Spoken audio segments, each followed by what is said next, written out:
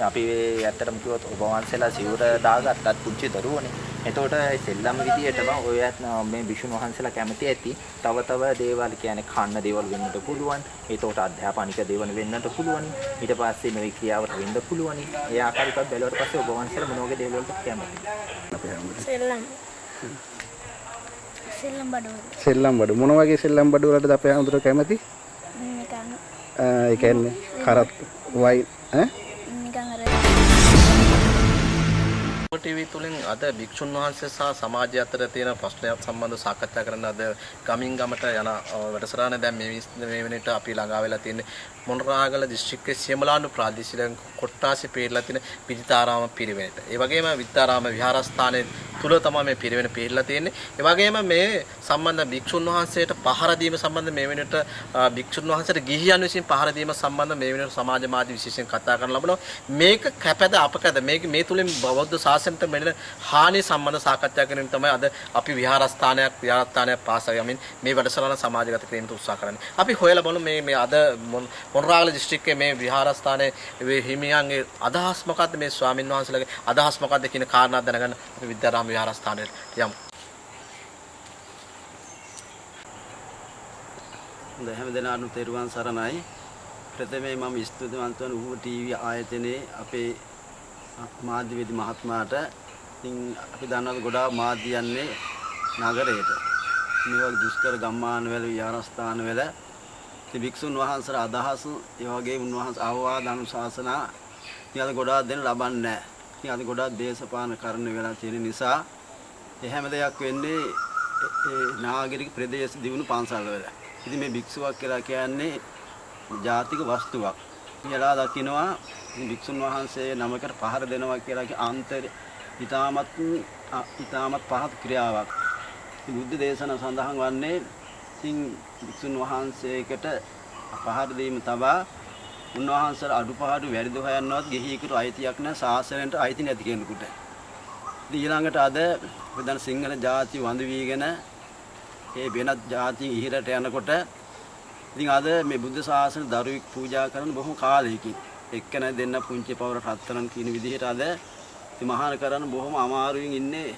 බොහෝ අයට දරුවෝ නැති නිසා ඊළඟ දරුවේ ශාසනයට අද ගොඩක් අමාරුවෙන් තමයි දෙමව්පියෝ දෙන්නේ. ඒ නිසා මේ පුංචි හාමුදුරන් වහන්සේ නමක් කියලා කියන්නේ මේ බුද්ධ ශාසන ආරක්ෂා කර අනාගතයේ මේ බුද්ධ ශාසන බාර ගන්න ඉන්නට අද පින්කම දානයක් මිනිස් ආගම වතාවත් වලට මේ පිරුවන් වල අධ්‍යාපන ලබන භික්ෂුන් වහන්සේලා එහෙත් සාමණේරයන් වහන්සේලා නිසා තමයි මේ බුද්ධ ශාසන ආරක්ෂා වන්නේ. හාමුදුරන් වහන්සේලා 59ක් ඕන පින්කමට ඉතින් බොහෝමයක් ඉන්නේ සාමණේර භික්ෂුන් වහන්සේලා. උපසම්පදා 4-5 නමක් වුණාම ඉතින් වැඩිම පිහිට වෙන්නේ මේ පුංචි හාමුදුරන් වහන්සේලා. ඊට පස්සේ උන්වහන්සේලා ආරක්ෂා කර ගැනීම අපේ ඉතාමත් වගකීමක්. ඉතින් උන්වහන්සේ වැරදි අඩුපාඩු හොයන එක නෙමෙයි උන්වහන්සේට පහර දීම ඉතින් අපි මහත්සේ හෙලා දකින ඉතාමත් අවාසනාවන්ත ක්‍රියාවක් ඒක. ඒකට ස්වාමීන් වහන්සේ දැන් ඔබ වහන්සේ පරිවේනාධිපති අධ්‍යක්ෂකවරයා මේ ස්වාමීන් වහන්සේලා කුඩා ස්වාමීන් වහන්සේලාට ගිහි සිවුරක් පැවිදි වුණත් නමුත් කුඩා හාමුදුරුවරු දැන් බෞද්ධ ජනතාව මේ කුඩා ස්වාමීන් වහන්සේලා වැඳ පුදා ගන්න ඉන්නවා. ඒ උන්වහන්සේලාට දානමය වශයෙන් සමහර පූජා කරන්න වෙනත් මේ කුඩා දරුවන්ට ඕන නැති දේවල්. ඉතින් ඔබ වහන්සේ මොකද්ද යෝජනා කරන්නේ මේ කුඩා දරුවෝ හාමුදුරුවන් වහන්සේලා රැක ගන්න ඉස්සරහට අනාගත අම්මා තාත්තා බාරු දුන්න පස්සේ මහාන කරාට පස්සේ අම්මයි තාත්තා වෙන ගුරුවරයා මම. ඒ නිසා අම්මා තාත්තාගෙන් ලැබෙන ආදර සෙනෙහස අපි ලබා දෙන්න ඕන. ඊළඟ නැත්තම් පුංචි දරුවෝ මේ ගෙදර හිටියන් සෙල්ලම් කරන වයස නිසා ඇත්තෝ මේ මහානුනේ මේ ශාසන ගැන ඉලක්ක ගෙහි ජීවිත ගැන මේ කලකිරීමක්වත් නිසා ආසාව නිසා ඒ උන්වහන්සේලාට ඉතින් අවශ්‍ය වෙලා ගිලම්පස ඉතින් දැන් අපි විහාරස්ථ ඉන්නේ පුංචි හාමුදුරන් වහන්සේලා ඉතින් නිතරම බිස්කට් එකක් දෙනවා බීම් එකක් දෙනවා නම් ඒ වගේ මේ ආදරෙන් ඒ විදිහ උපස්ථාන කරනවා නම් උන්වහන්සේ බොහොම කරුණාවෙන් මේ මහානකම ආරක්ෂා කරනවා. ඔව් අපි මේ අද මේ සාකච්ඡාව කරන බොහොම ස්තුතියි වහන්සේට මේ අපි තම සාකච්ඡා වුණේ මොණරාගල දිස්ත්‍රික්කයේ සියඹලාන්ඩුව ප්‍රාදේශීය කොට්ටාසයේ පිළිලා තියෙන විජිතාරාම පරිවර්තන අධ්‍යක්ෂතුමේ අධ්‍යක්ෂ ඒ වගේම විහාරාධිපති උඩගංගොඩ ධම්මානන්ද ස්වාමීන් වහන්සේ බොහොමත් ස්තුතියි වහන්සේට අපි ස්තුතිවන්ත වෙනවා මේ අද මේ සිද්ධිය වෙනකොට අපි මොණරාගල දිස්ත්‍රික්ක පුරාම මේම විහාරස්ථාන කිහිපෙම සාකච්ඡා කරලා ලැබලා මේ භික්ෂුන් වහන්සේ කිසියම් පහර දීම ඉතාම මේ පහත් ක්‍රියාවක් ලෙසයි භික්ෂුන් වහන්සේලාගම අද භික්ෂුන් වහන්සේ සොයාගෙන විශේෂයෙන්ම අපි භික්ෂුන් වහන්සේට ගිහියන් පහර දීම සම්බන්ධ සොයාගී ගමන අපට විශේෂ භික්ෂුන් වහන්සේ කෙනෙක් හම්බුණා. ඔය තමයි ලංකාවේ දැනට වැඩ සිටියත් උන්වහන්සේ උප්පත්ති ලැබලා තිබෙන ඉන්දියාවේ. එහෙනම් ඉන්දියාවේ සුදම්ම හිමියන් හම්බුණා අපට විද්‍යාරාම විහාරස්ථානයේදී. අපි සාකච්ඡා කරලා බලමු මේ සිද්ධිය සම්බන්ධ උන්වහන්සේගේ මතයේ භික්ෂුන් වහන්සේට ගිහියන් විසින් පහර දීම සම්බන්ධව උන්වහන්සේ දරන්නේ මොකද්ද? ඉන්දියාවේ වහන්සේ ඉන්දියාවේ ඉඳලා වැඩ ඉඳලා මේ ලංකාවට පැවිදි වෙන්න තීරණය කරයි අපේ ස්වාමීන් වහන්සේ. මම පැවිදි වුණේ ඉන්දියාවේදී. නමුත් මේ ඉන්දියාවේ තිබුණා බුද්ධ ශාසනය නැවත වරක් ගොඩනගා ගැනීම පිණිස මා ලංකාවට පැමිණි. ලංකාවට ඇවිල්ලා මෙහි බුදුදහම පිළිබඳව අවබෝධයක් ලබාගෙන පාලි සංස්කෘත ආදී භාෂාවන් පිළිබඳව අවබෝධයක් ලබාගෙන තාමත්ම ඉගෙන ගනිමින් සිටිනවා.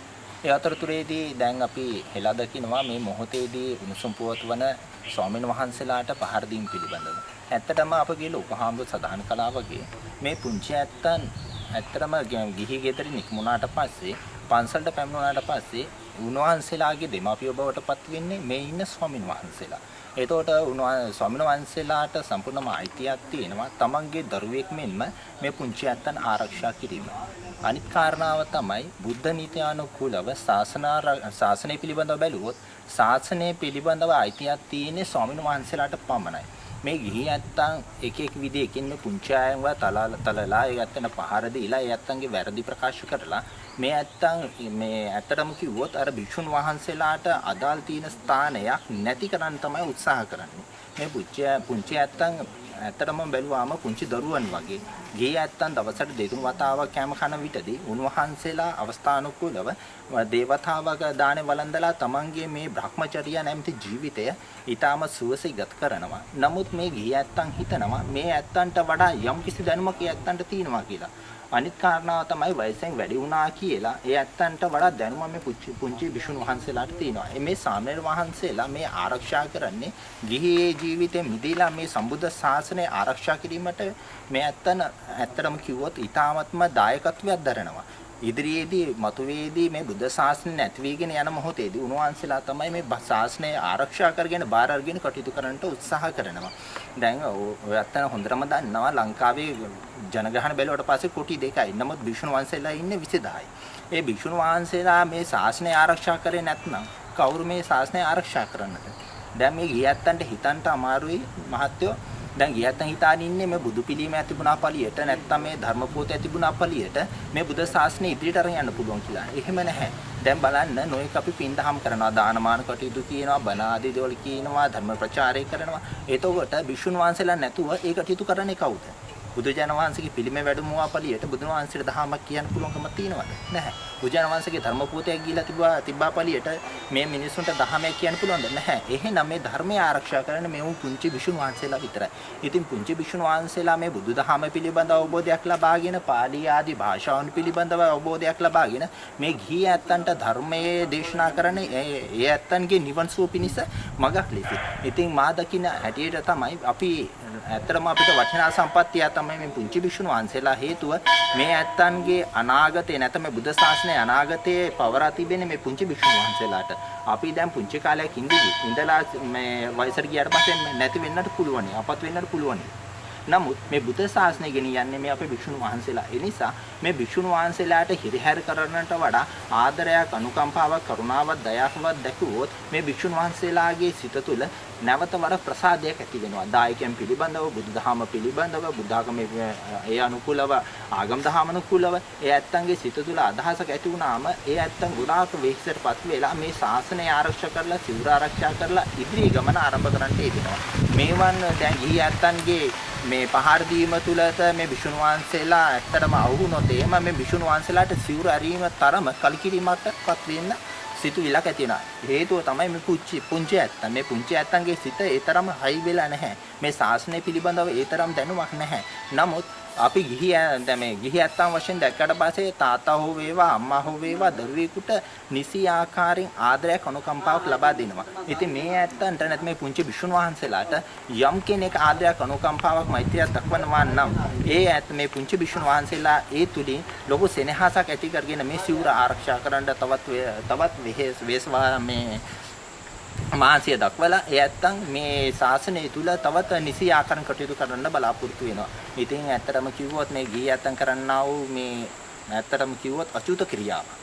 මේ භික්ෂුන් වහන්සේලාට මේ පහර ගැසීම හේතුව බුදුරජාණන් වහන්සේගේ මේ සිවුර. බුදුන් වහන්සේගේ සිවුර කොහෙදීවත් වෙනස් වෙලා නැහැ මහත්තයෝ. බුදුරජාණන් වහන්සේගේ ශාසනය කියන්නේ හරියට දඟල කුළුක්කුවක් වගේ. බුදුරජාණන් වහන්සේගේ මහරහතන් වහන්සේලා මේ ඒ ආකාරයෙන්ම මේ වෙන තුරාවට එකිනෙකට එකමුතු වෙලා තමයි මේ ශාසනය ආරක්ෂා කරනු ලැබුවේ. එතකොට භික්ෂු සංඝ කීවාට පස්සේ සාමණේර වහන්සේලාත් ඒකට අන්තර්ගත වෙනවා. එතකොට මේ වන ස්වාමීන් වහන්සේලාට පහර දීම ඊටමත් වැරදි බව මාහට වැටහෙනවා. ඒ නිසා මේ භික්ෂුන් වහන්සේලාට අපි ආදරේ ගෞරවයේ සම්මානෙ දිය යුතු නිසා මා දකින විදියට මේ ඇත්තන් තලලා පොඩි කරන එක නොවේ අපි යුතුයකම. අපේ සිංහල බෞද්ධයෙක් විදියට මේ භික්ෂුන් වහන්සේලාට ආරක්ෂා දීමත් ආදරය කිරීමත් ඒ වගේ මේ ඇත්තන් ආරක්ෂා කරලා ඉදිරියේ ගමනයට සුදුසු පුද්ගලයෙක් තැනීමට අපි උත්සාහ කර යුතුයි කියන කාරණාවක් මාට සිහිපත්. ඔබ වහන්සේලා මේ දැන් මේ ශාසන ක්‍රියාවට එදිලා ඇත්තටම කිව්වොත් ඔබ වහන්සේලා මේ විශ්ව ශාසනයේ ජීවත් වෙන මේ මොහොතේදී ඔබ වහන්සේලා කැමති දෙයක් මොන වගේ දෙයකටද ඔබ වහන්සේ කැමති දක්වන්නේ? දානමාන කටයුතු වෙන්නට පුළුවන්. ඒකට පුංචි විදියට අපි දැන් පුංචි දරුවෝ දැක්කට පස්සේ ඇත්තටම කිව්වොත් මේ සෙල්ලම් කරන්න. ඒකට අර මේ සාමාන්‍ය අර කඩවල වල කැම තියෙනවා බිස්කට් ආදී කේක් ආදී වල එහෙම ඒ ප්‍රශ්නයක් නැහැ. ඔබ වහන්සේට කියන්නට පුළුවන් ආකාරයෙන් මොන වගේ දේවල්ද ඔබ වහන්සේ කැමති?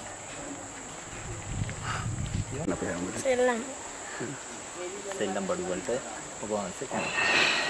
ඒ වගේම දැන් ඇත්තටම බැලුවොත් පුංචි දරුවෝ විදියට නැත්තම් පුංචි අපි ඇත්තටම කිව්වොත් ඔබ වහන්සේලා සිවුර දාගත්තත් පුංචි දරුවෝනේ.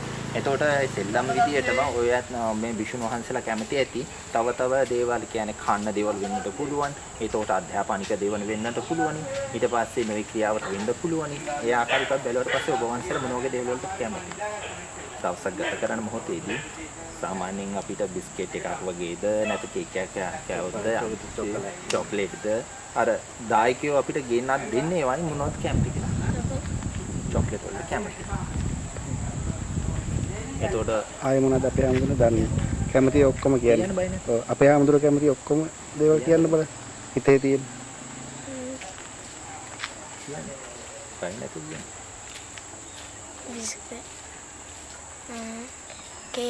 බිස්කට් කේක්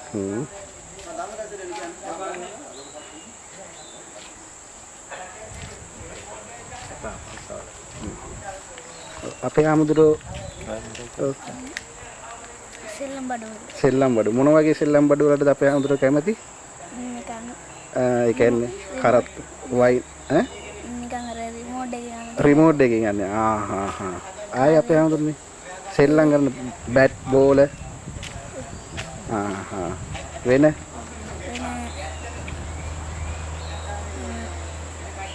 කේක් කේක් ආයි චොකලට්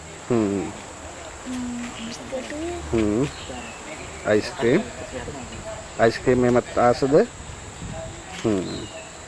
අපේ හාමුදුරුවෝ කියන්න අපේ හාමුදුරුවෝ සෙල්ලම් බඩු එතකොට පොත් පෑන් ඔය පාඩම් කරන පොත් ඔය රුතු පාට පැන්සල්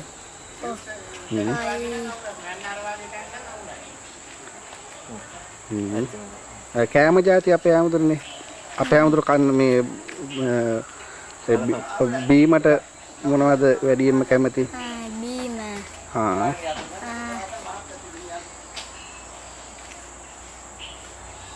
දැනට අපේ හාමුදුරුවනේ මේ සාමාන්‍යයෙන් ඔබ වහන්සේලාට ඒවා ලැබෙනවද? ඔව් දානවට ගියාම නම් ලැබෙනවා. පන්සලේදී හම්බ වෙනවද අපේ හාමුදුරුවනේ? දායක ඇත්තොත් ගෙනල්ලා දෙනවා. හා සාමාන්‍යයෙන් ගත්තොත් ගොඩක් හම්බ වෙනවද නැද්ද? දානවට ගියාම නම් හම්බෙනවා. නැත්තම් නෑ. ඔබ සියලු දෙනාගෙන් අවසරයි. ඒ වගේම මේ ගිහි සමාජයේ වෙන සිද්ධි අනුව මේ ගිහි නොදන්න විදිහට මේ භික්ෂුන් වහන්සේලා ගහන එකේ ප්‍රතිඵලය ඒගොල්ලෝ නොදැනයි මේ භික්ෂුන් වහන්සේලා ගහන්නේ. ඒ නොදැන ගහන මිනිස්සු සාමාන්‍යයෙන් අපි කියන විදිහට අපායේ වෙනම අපායක් ඒ කට්ටියට හැදෙනවා. මොකද දන්නවනේ මේ භික්ෂුන් වහන්සේලා ගහනවා කියන්නේ හතර මහා අපාය යන වැඩක්. ඒ භික්ෂුන් වහන්සේ කෙනෙකුට ගහනවා කියන්නේ ඒ මේ බුදුහාඳුරන්ගේ සිවුරට ගහනවා වගේ වැඩක්. බුදුහාඳුර නිසා තමයි අපි මෙහෙම අද සිවුරු දාන් ඉන්නේ. බුදුහාඳුරෝ නැති වුණොත් අපි මෙහෙම අද නැහැ. ඒ කියන්නේ වික්ෂුන් වහන්සේ කෙනෙකුට ගැහුවොත් ඒ හතරම අපාය යන වැඩක් ඒ. වික්ෂුන් වහන්සේ කෙනෙකුට පොඩි වික්ෂුන් වහන්සේ නොදැනුවත් ගන්නවා කියන්නේ ඒ පොඩි දෙයට හරි ඒ මෙම්නිය කරගන්න පවකාර වැඩක් ඒ. ඒ වගේම ඒ සියලු දෙනාම කරගන්න පව වැඩක්. ඒ වගේම ඒ ගෙදර මිනිස්සුත් එහෙම බලාගෙන ඉන්නවා නම් භික්ෂුන් වහන්සේට ගහනවා නම් ඒ විදිහට ඒ ගෙදර කට්ටියත් ඒක පොඩ්ඩක් ඒක ඒ මිනිස්සුන් පැහැදිලි කරලා දෙන්නේ නැත්නම් ඒක ඒ මිනිස්සු කරන ලොකු පව්වැඩක්. මේ පුංචි භික්ෂුන් වහන්සේලාගේ නැත්නම් ස්වාමීන් භික්ෂුන් වහන්සේලාගේ අදහස දැක්කා. ඉතින් මේ අදහස් තුලින් අපිට ප්‍රකාශ වෙන්නේ මේ පුංචි අය මේ පුතජන ලෝකයේ තුල සිවුරු දමාගෙන හිටියත් ආසාවක් කියන දේ යටපත් කරලා නැහැ. එහෙනම් රහත් වෙන්නට ඕන මේ භික්ෂුන් වහන්සේලාට තිබෙන මේ ගියතන තිබෙන ආසාවත් ඒ ආසාවම තමයි මේ භික්ෂුන් වහන්සේලාට තියෙන්නේ. ඉතින් මේ භික්ෂුන් වහන්සේලා මේ සිවුරු දමාගෙන මේ සිවුරු දාගත්තට පස්සේ සාමාන්‍ය විදියට තමන්ගේ සීල ප්‍රතිපදාව ආරක්ෂා කරමින් ඒ යටපත් කරලා ජීවත් වෙන මොහොතේදී මේ භික්ෂුන් වහන්සේලා බලාපොරොත්තු වෙනවා ගිහි ඇත්තන් විදියට නැත්නම් දායකයින්ගේ සෙනෙහස ආදරයක් ලබා ගන්නට. ඒ වගේම ඒ භික්ෂුන් වහන්සේලාගේ දෙමාපියන් ඇත්තටම කියව දෙමාපියන් තුලින් ලැබෙනා වූ ආදරය මේ ගිහි ඇත්තන්ගෙන් මේ භික්ෂුන් වහන්සේලාට ලැබෙනවා නම් තව දුරටත් මේ ශාසනය ආරක්ෂා කිරීමට හැකි වෙනවා. ඉතින් මේ ඇත්තටම මේ ඇත්තන් අපි ඇත්තටම කිව්වොත් අපි දෙමාපියෝ පවා අපේ මේ සිවුරට වඳිනවා. ඒ කියන්නේ අපි මේ මාස 10ක් විතර කුසේ තබාගෙන අම්මා දුක දහසක් විඳාගෙන තමයි අපි මේ ලෝකෙට බිහි කළේ. අපි තාත්තාත් එහෙම තමයි දුක විඳලා තමයි අපි හදා වඩා ගත්තේ. ඉතින් ඒ ඇත්තන් අපිට මේ භික්ෂුන් වහන්සේලා විදිහට වඳිනවා නම් ගිහි ඇත්තටම කිසිසේත්ම මේ අයිතියක් නැහැ මේ ස්වාමීන් වහන්සේලාට පහර දීම. ඉතින් මේ පුංචි මනස තුල පුංචි දෙයක් නිර්මාණ වෙනවාසේම පුංචි ආසාවක් නිර්මාණ වෙනවාසේම මේ භික්ෂුන් වහන්සේලා බලාපොරොත්තු වෙන ආකාරිකව යම් දායක මහත්යෙක් මේ භික්ෂුන් වහන්සේලාව ආරක්ෂා කරනවා නම් මේ ගම්මානයේ තුල සිටින්නා වූ දායකයෝ මේ භික්ෂුන් වහන්සේලාව ආරක්ෂා කරනවා නම් මා හිතන පරිද්දෙන් මේ භික්ෂුන් වහන්සේලාට තව දුර ගමනක් යා හැකිය. මේ සිවුර ආරක්ෂා කරලා තව භික්ෂුන් විදියට තව කෙනෙකුට ආදර්ශයක් වෙන පරිද්දෙන් තව කෙනෙකුට බණ දහම කියන්නට හැකි වෙනවා. ඉතින් අපි බලාපොරොත්තු වෙන්න ඕනේ මේ භික්ෂුන් වහන්සේලා පුංචි සාමාන්‍ය භික්ෂුන් වහන්සේලා ආරක්ෂා කරලා මේ බුද්ධ ශාසනයත් ආරක්ෂා කරලා උන්වහන්සේලාගේ මාර්ගය යහපත උදෙසා හරවාගෙන දහම් පොත ආදී දේවල් කියවමින් උදව් උපකාර කරමින් උන්වහන්සේලාට අපි සහයෝගයක් දුන්නොත් මේ ශාසනයත් අපිට තව දුරටත් රැකගත හැකි. ඒ වගේම බුද්ධ ශාසනය තුළින් අපේ නූතන සමාජය යහපත් අන්දමින් හසුරන්නට පුළුවන් යහපත් සමාජයක් ගොඩනගන්නට පුළුවන් කියා මා සිහිපත් කරමින් සිටිනවා. ඔබ සම්පූර්ණ තෙරුවන් සරණයි. බෞද්ධ සංස්කෘතිය මිහිඳු මහ රහතන් වහන්සේ ලංකාවට වැඩම කිරීමත් සමගම තමයි භික්ෂු පරම්පරාව ශ්‍රී ලංකාව තුළ ජනගත වෙන්නේ. ඒ කියන්නේ භික්ෂු පරම්පරාව එදා මිහිඳු මහ රහතන් අනුබුදු මිහිඳු මහ රහතන් වහන්සේ ලසයි බෞද්ධ ජනතාව තුළ මේ වෙනට සඳහන් වෙන්නේ මිහිඳු මහ රහතන් වහන්සේ තමයි ලංකාවට භික්ෂු ශාසනය හඳුන්වා දුන්නේ. එදා සිට අද දක්වා විශේෂයෙන්ම භික්ෂුන් වහන්සේලා පැවතෙන විහාරස්ථාන ආසිතුව අද මේ වෙනටත් විහාරස්ථාන වලට මේ දැන් වර්තමාන වෙනට ගිහියන් විසින් පහර දෙන ආකාරය ලංකාව තුළ දක්වන්න ලැබුණා. ලංකාවේ විශේෂ එක විහාරස්ථානය තුළ ගිහියන් පහර දෙන ආකාරයක් මේ වෙනට සමාජ මාධ්‍ය තුලින් ලැබෙන අපිට දැක් ගන්න ලැබුණා. අපි මේ සම්බන්ධ මහා භික්ෂුන් වහන්සේලා විහාරස්ථාන කිහිපයකට මේ ගිහිල්ලා ගමන් කළා මේ සිද්ධිය සම්බන්ධ රටේ ජනතාව ඒ වගේම ලෝකවාසී බෞද්ධ ජනතාව දැනුවත් කිරීමට බලාපොරොත්තු වෙනවා. අද මේ සම්බන්ධව අපි භික්ෂුන් වහන්සේලාට මේ විදිහට පහර දීම තුළින් බෞද්ධ ශාසනය මොකද්ද වෙන්නේ? ඒ ආකාරය ඇයි මෙහෙම පහර දීමට මිනිස්සු පෙළඹුණේ කියන කාරණාව පිළිබඳව අපි විශේෂයෙන්ම සාකච්ඡා කරන යුගයක් බවට පත් වෙලා තියෙනවා. අපි විශේෂයෙන් මේ සම්බන්ධ සාකච්ඡා කරන සඳහා බුද්ධමර ජමහා විහාරස්ථානට ආවා. එහි නායක ස්වාමින් වහන්සේ තමයි විශේෂයෙන්ම යුග කිහිපයකම මේ විහාරස්ථානයේ ඓතිහාසික වටිනාකමක් තියෙන විහාරස්ථානය තමයි බුද්ධමර ජමහා විහාරස්ථානය. වර්තමාන විහාරාධිපති හිමියම් පානමයායේ රතනසාර ස්වාමින් වහන්සේ තමයි අපි සමග වැඩ සිටින්නේ. අපි ස්වාමින් වහන්සේ දැන් මේ වෙනේට බෞද්ධ ශාසනය විශේෂයෙන් අපි මේ විතර සමාජ මාධ්‍ය තුලින් දැක්ක එක්තරා ගිහි කුජලයේ සාමණේර භික්ෂුන් වහන්සේලා පහර දීලා මෙහි අකුසල කර්මය මොකද්ද? මේ පහර දීමට ලක්වන හේතු මේ මිනිස්සුගේ මානසික මට්ටම වෙනස් වුණ ආකාරය අපිට පොඩි මේ රටේ ජනතාවට පැහැදිලි කරන්න මම හිතන්නේ වටිනාකමක් ඇති.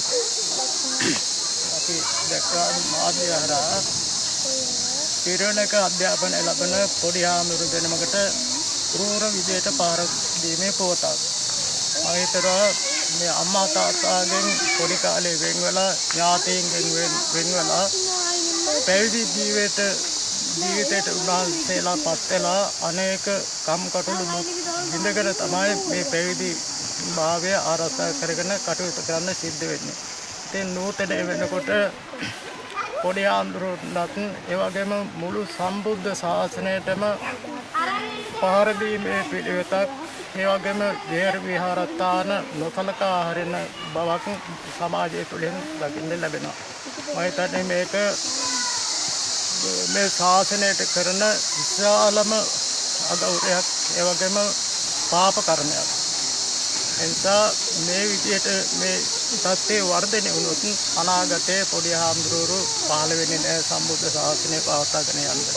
ඒ නිසා මේ පිළිබඳව අමාත්‍ය අංශ නිකායවල මහානායකවරු බුද්ධිමත් වැඩ පිළිවෙලක් යොදලා ශාසනය සුරක්ෂිත කරගන්න යොහුසුල් ඉහෙන්න කියන ආරාධනය සම්මාසනයේට භික්ෂු ශාසනයට පැවිදි වුණොත් අද නූතන සමාජයට තමයි සාමණේර භික්ෂුන් වහන්සේලා ගත කරන්න වෙන්නේ. නමුත් මේ මිනිටත් මේ භික්ෂුන් වහන්සේලා සුළු වැරදක් හෝ සිදුනොත් ඒ සඳහා විශේෂයෙන්ම දඬුවම් දෙන්න විහියන්ට දඬුවම් දෙන්න පුළුවන් ද? එහෙම නැත්නම් මේ සඳහා මොකද්ද කියන වැඩපිළිවෙල මේ භික්ෂුන් වහන්සේ ආරක්ෂා කරගෙන මොකද්ද කියන වැඩපිළිවෙල අපි ශාසන ප්‍රතිපත්ති වලට අනුව ප්‍රවෘජ්‍යා භාවයට පත් වුණාම ඒ පොඩි හාමුදුරන්ගේ ගුරුවරයා මාර්කාරයා අයිතිකරුවා වෙන්නේ ඒ ලොකු හාමුදුරුවෝ.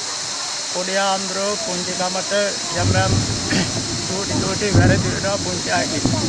එහෙම වුණත් උන්වහන්සේ ගුරු හාමුදුරුවෝ අවවාද කරන්නේ කරුණාවෙන් දයාවෙන් මෛත්‍රියෙන් දරුසෙනෙහස උපදවාගෙන. ඒ නිසා පොඩි හාමුදුරුවෝ මොන වැරද්ද කරත් ගිහියෙකුට අයිතියක් නැහැ පොඩි හාමුදුරුවන්ට ආමුරුගෙනෙකුට දඬුවම් කරන්න. මේ මාධ්‍ය තුලින් ප්‍රචාරයට මේ සිද්ධිය ඔබ වහන්සේ කොහොමද දකින්නේ? මොකද අපිට වෙන පණිවිඩය? මේක මේ බෞද්ධ ලෝකෙටම කරපු අසාධාරණයක් අපරාධයක්.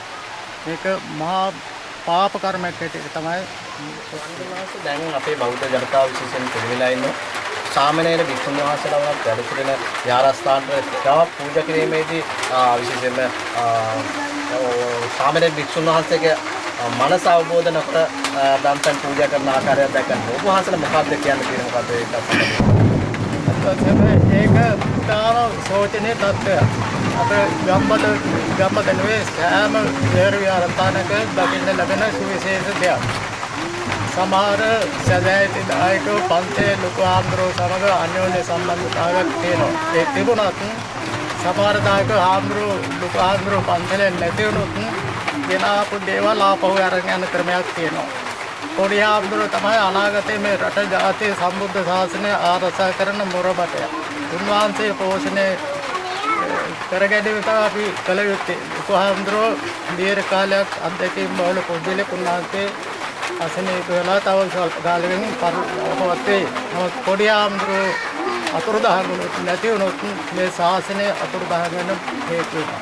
ඒ නිසා ලොකු හාමුදුරන්ට වගේම අනාගතයේ මේ සම්බුද්ධ ශාසනය බබළුවන් වෙන්න පුදුලා පොඩි හාමුදුරුවෝ. එයා පොඩි හාමුදුරුවෝ ගන්න නම් විහෙර විහාරස්ථානට එනකොට අපේ ගෙදර දොරේ පුංචි දරුවන්ට යමක් කියලා සතුටු කරන්නා වගේ පොඩි හාමුදුරුවෝ අතටත් යමක් දුන්නාම අම්මා තාත්තාගෙන් අහිමි තෙනහස මෙයාගේ මට ලැබුණා කියලා අසීමිත සතුටක් ලබනවා. ඒ තැනට අපි මේ සමාජයේ පත් වෙන්නට අපි ස්වාමීනාන්ට බොහොමත් ස්තුතියි මේ බෞද්ධ රටේ අපේ රටේ ජනතාව සම්බන්ධව දැනුවත් කිරීම සම්බන්ධව අපි බෞද්ධ මේ ලංකාවාසී ලෝකවාසී අප යුවතී වෙන ආරම්භන සියලු දෙනාට ආරාධනා කරනවා විහාරස්ථානයකට පැමිණෙන්නට සියලුම භික්ෂුන් වහන්සේලා කුඩා සහ විශේෂයෙන්ම බෞද්ධ භික්ෂුන් වහන්සේලා රැක ගැනීම සඳහා වැඩ පිළිවෙලක් තියෙනවා. තාමයි කාලයෝචිත යුගයක් බවට දැන් පත් වී තිබෙනවා. ඒ නිසා භික්ෂුන් වහන්සේ රැක ගැනීමට කුඩා සිවුරක් දාගත්ත පමණින් ඒ උන්වහන්සේලා රහත් ඵලයට පත් වෙලා නැහැ. ඒ නිසා අපි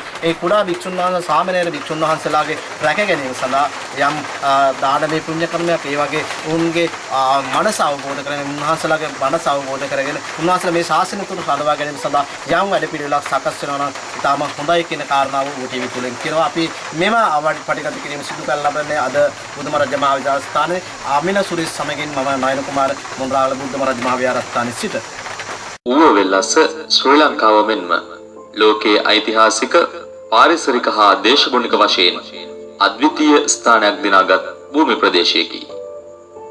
එහි නවතම තොරතුරු දැන ගැනීමට අපගේ YouTube ඌව TV channel එක subscribe කරන්න.